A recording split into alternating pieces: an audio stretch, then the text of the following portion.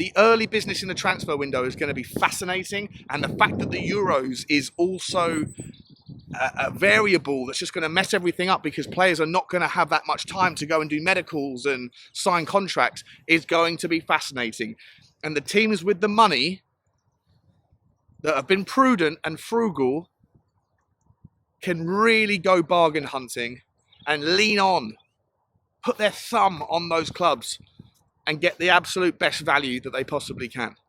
It's going to be fascinating, and I can't wait to see it. And when you also bake in the last variable is teams like Manchester City might have to face their day in court next season. Liverpool going through a restructuring because of Jurgen Klopp's departure being imminent.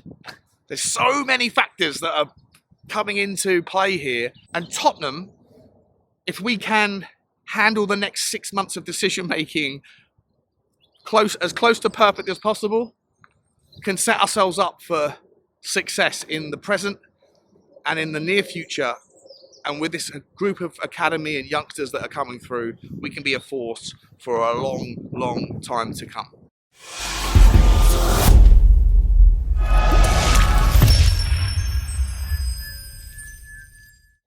Yes, guys, how you doing? Welcome back to the Spurs Talk Show. I am Sean Butler. Bugsy Malone's just down here by my side, my trusty sidekick. I hope you are all happy and healthy, doing the things you love with the people that you love doing them with. Please do me a favour, guys. If you don't mind, if you enjoy the content, at least hit the like button for me. You know by now how important it is to help the channel find new people that might also enjoy the content.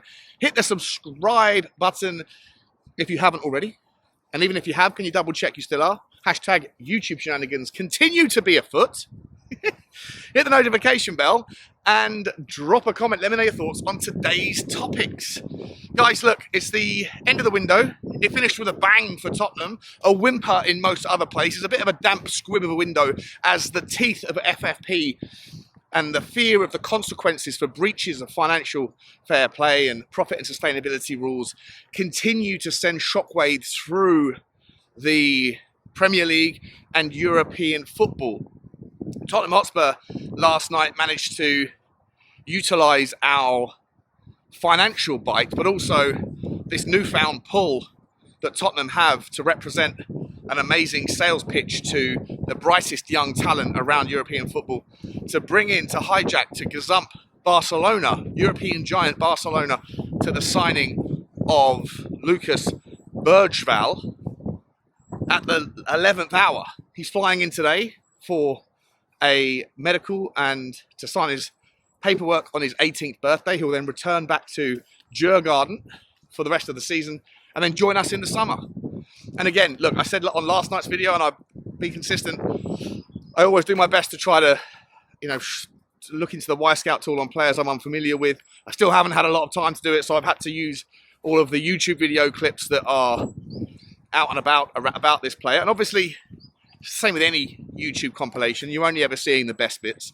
I don't necessarily think it's a fair reflection, but for what it's worth, the clips that I have seen, this player does look like a precocious talent. He looks absolutely phenomenally comfortable, confident, technical, his weight of passing, his range of passing, his ability to be press resistant, to dribble the ball out. It looks like he's got a high footballing IQ. He looks like a real potential superstar.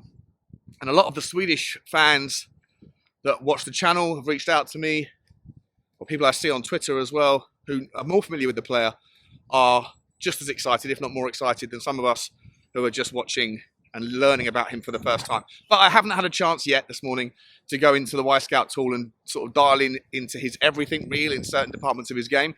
So I'm going to kind of pause on the superlatives because I don't understand the player's game enough. And also, I always want to kind of pause a little bit on the expectation, the pressure. If we all think this guy is going to be the next Lionel Messi, and I've seen these type of superlatives being thrown around about the guy, then it will always inevitably 99 times out of 100 lead to a bit of a disappointment. And so I'd rather wait and see. But listen, the future looks incredibly bright for Tottenham. It really does. You've got Alfie Devine coming back next year in all likelihood to compete for a spot. You still have Pap Sarr. You have Dragusin, 21 years old. You know, there's a whole bunch of players that are 22, 23 that act and feel and look more like they're older, like they've got more years of wisdom in their experience, but they haven't. Alejo Valiz going out on loan, he's just turned 20.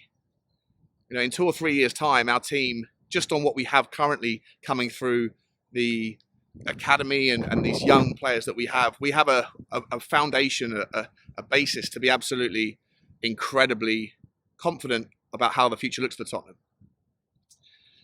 So we just need to sprinkle a few more pieces, a few little bit of sort of magic dust, stardust into the mix in the summer to kind of get us ready for what we hope will be a significant title charge or at least a challenge for it on a few different fronts as well next season. But one of the players that Tottenham are linked with and have been linked with all January and for the last part of the summer window is Conor Gallagher. And where I want to spend today's kind of walk and talk with you is actually talking more around the FFP stuff and the things that I obviously feel, you know, I'm very intrigued by, interested by. It always piques my curiosity. And some of the things that I have been saying on this channel for, you know, a long time are starting to look like it's coming to the foreground rather than being a background nuisance that people have heard about but not really seen any consequences from, where it looks like it's starting to become a relevant factor. It's for sure the reason why the window has been as quiet as it has been everywhere. And when you watched TalkSport last night, and I'll put the link in the clip in the video if you haven't seen it, but Stefan Borson, football finance expert, who, you know, is on the kind of same level or similar level to like a Kieran Maguire, was on TalkSport talking about Chelsea.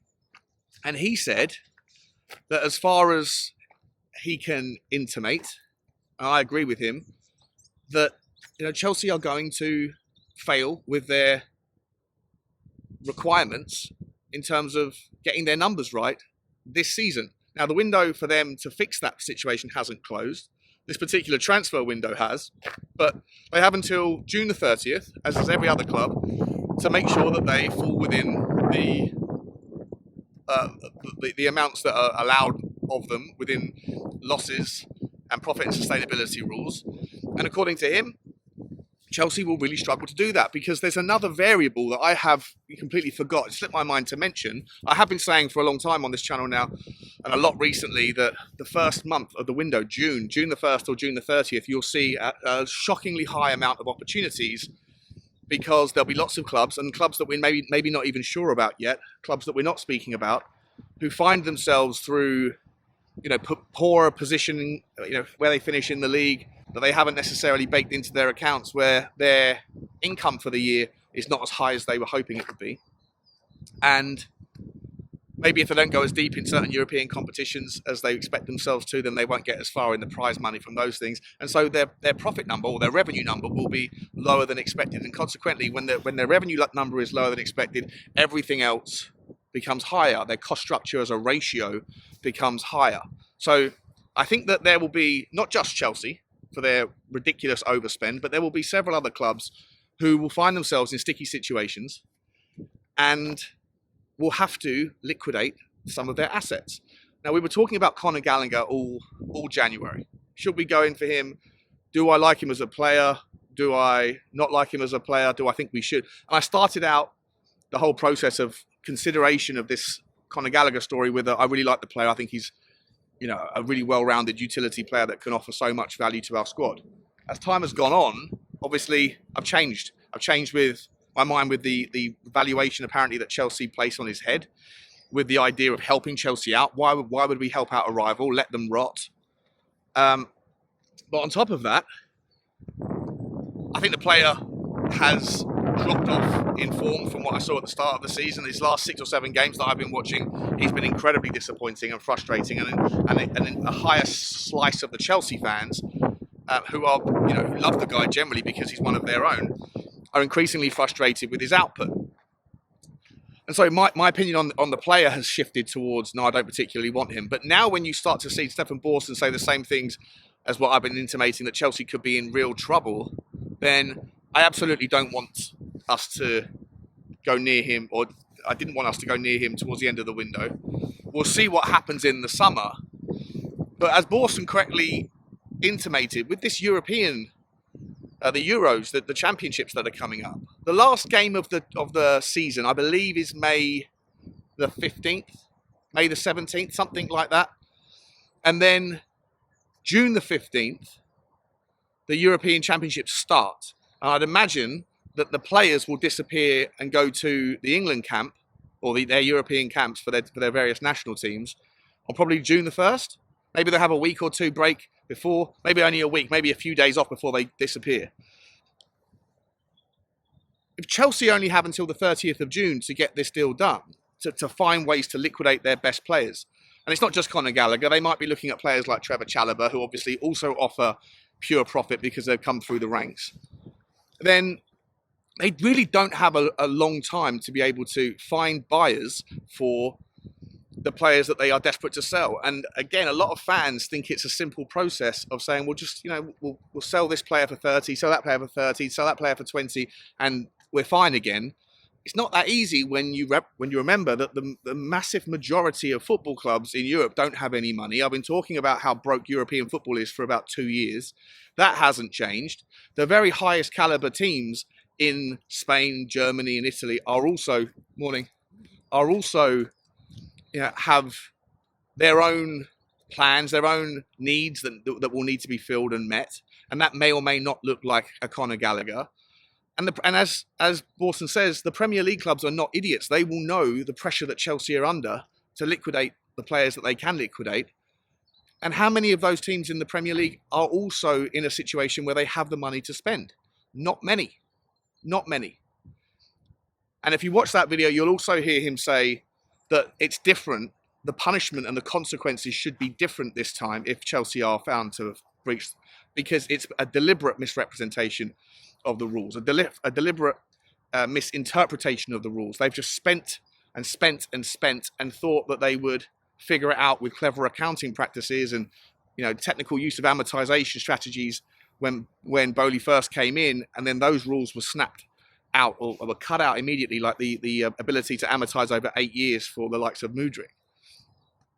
Now, Chelsea could find themselves not only in a position where they can't really dig themselves out of this hole quickly enough, because there's just not enough time and there's not enough available options.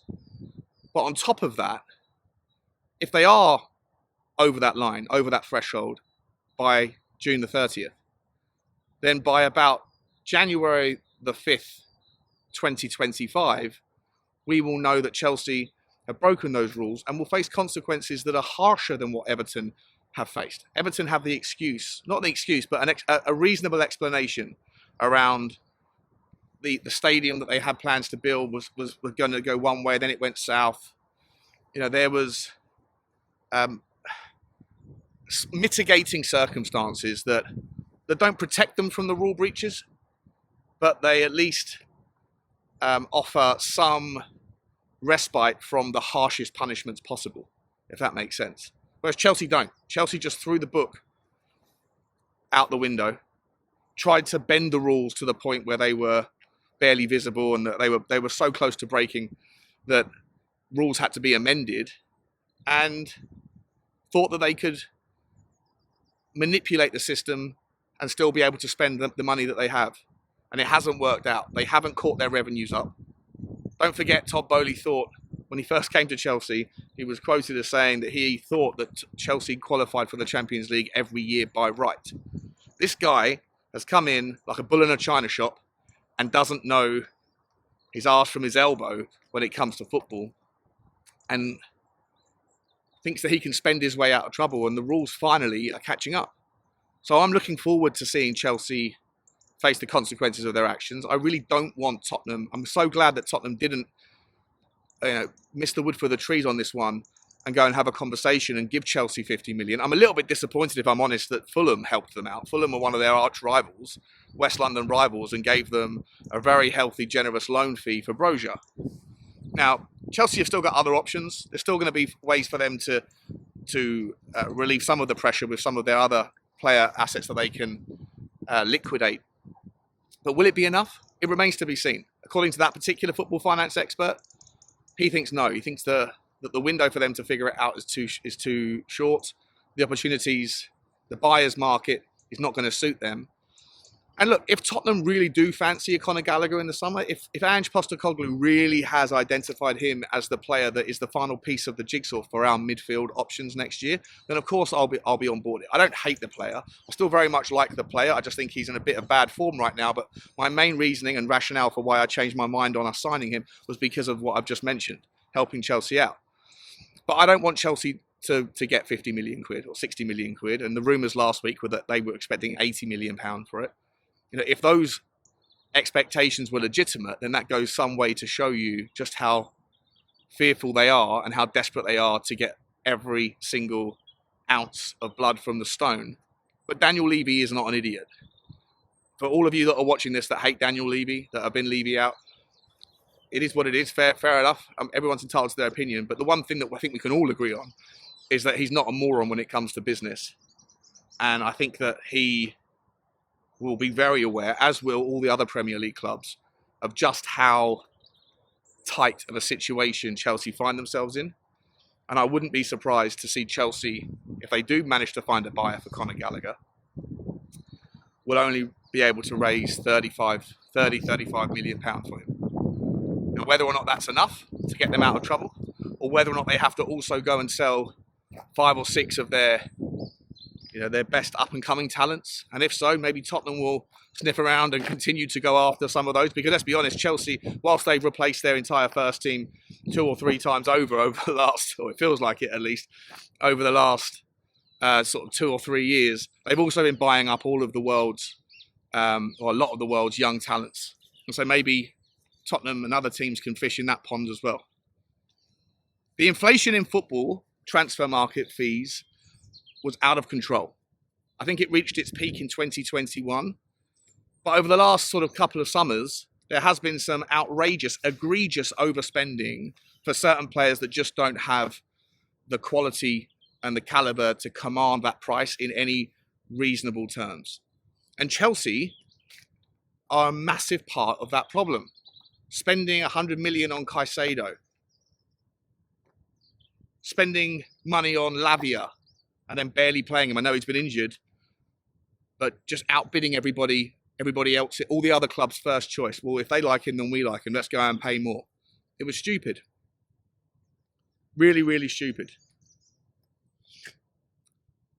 You know, was it Fernandez? Who's the other guy they signed? They spent a fortune on. My mind's gone blank. Ridiculous sums of money for players that really haven't hit the ground running and haven't demonstrated anything like that value. So I'm delighted that the Pied Piper is going to come calling. And I don't want Tottenham, and I don't think Tottenham will be the club that give them the lifeline that they're looking for. Tottenham's season, I think, has enough quality in the squad to finish well. That makes no sense. I think Tottenham's squad has enough quality in it now to finish the season well. I think if we can get most of our players back and then we only have to handle 1 or 2 more injuries and we've broken the back on the injury problems that we faced in the first half of the season, then Tottenham, for me, have enough to compete with Arsenal. Morning. And I don't think we'll be able to catch Liverpool or City, as I've mentioned already, but I think third is very reasonable. Finishing above Arsenal, title challengers, title favourites, Arsenal in Ange's first season will be an absolutely incredible outcome. And then this summer, we don't need that much more. Remember, Alejo Veliz has just gone to Sevilla. What happens if he absolutely smashes it out there? Is he going to come back? If he does really wonderful things in Sevilla over the next 15, 16 games, maybe we don't need a striker as much. Maybe we don't need to spend massive money on the striker anyway. Maybe we just need a replacement left-back, a rotating left-back to give Udogie a breather. Because I do worry a little bit about Destiny Udogie's frame, the amount of sprints he has to do. Is that going to have significant wear and tear on his body, similar to Reece James? I think it might do.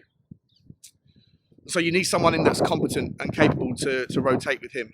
I do think we need to, at some point, look for a replacement goalie, because even though it's the least of our priorities, if something was to happen to Vicario, then it becomes the strongest priority. Because I don't think Fraser Forster can play Ange ball. I don't think he can play the ball at the back and be comfortable doing it. And if he can't do it, then the whole thing falls apart. So I do think that's something we have to keep an eye on. It's an insurance policy rather than something that is going to necessarily affect us every week.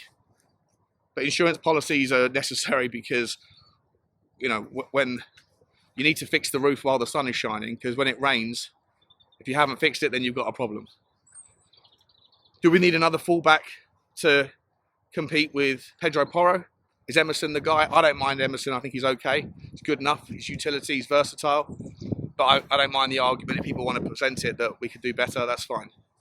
Other than that, centre-backs are good. Midfielders, we're getting there. Maybe if Højbjerg and Lo Celso go, then this guy, BERGVALL coming in, could be, you know, Lo Celso's replacement.